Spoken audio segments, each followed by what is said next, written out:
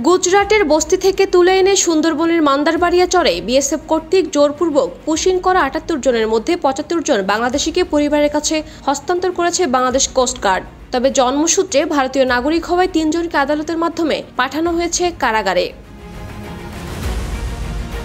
মঙ্গলবার বেলা 11:15টার দিকে শ্যামনগর থানা চত্বরে বাংলাদেশ কোস্টগার্ড পশ্চিম জোনের আয়োজিত এক প্রেস ব্রিফিংয়ে এসব তথ্য জানান কোস্টগার্ড পশ্চিম জোনের অপারেশন কর্মকর্তা লেফটেন্যান্ট কমান্ডার আবরার হাসান। এ বিষয়ে আবরার হাসান বলেন, সুন্দরবনের মান্দারবাড়িয়া চরে বিএসএফের পুশিং করা ৭৫ জন বাংলাদেশি এবং ৩ জন ভারতীয়কে উদ্ধার করেছে কোস্টগার্ড। গত শুক্রবার ভোররাতে তাদের পুশিং করা হয়। তাদের অধিকাংশই দীর্ঘদিন ধরে ভারতের গুজরাট রাজ্যে বসবাস করে আসছিল এবং বিভিন্ন পেশায় নিয়োজিত ছিলেন। এদিকে প্রাথমিক জিজ্ঞাসায় উদ্ধার হওয়া ব্যক্তিরা বলেন, সম্প্রতি ভারতীয় পুলিশ তাদের বস্তিগুলোতে হানা দেয় এবং বুলডোজার দিয়ে গুড়িয়ে দেয়। এছাড়াও তাদেরকে পরিবারের সদস্যদের সামনে অমানবিক নির্যাতন করার পাশাপাশি পরিবারের অন্যান্য সদস্যদেরও পাশবিক নির্যাতন করে।